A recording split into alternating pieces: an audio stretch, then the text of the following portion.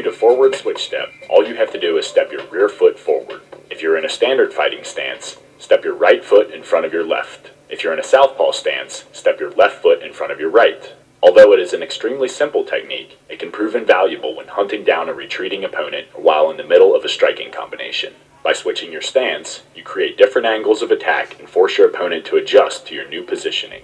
The backward switch step is the same as the forward switch step in that you reverse the positioning of your feet to assume an opposite fighting stance, but instead of stepping your rear foot forward, you step your lead foot back. This technique is best utilized when retreating after an attack or countering your opponent's forward movement. Just as with the shuffle step, do not elevate your feet off the mat. Instead, slide them across the mat into their new position. It is also important to keep your feet positioned roughly a shoulder width apart to maintain a solid base.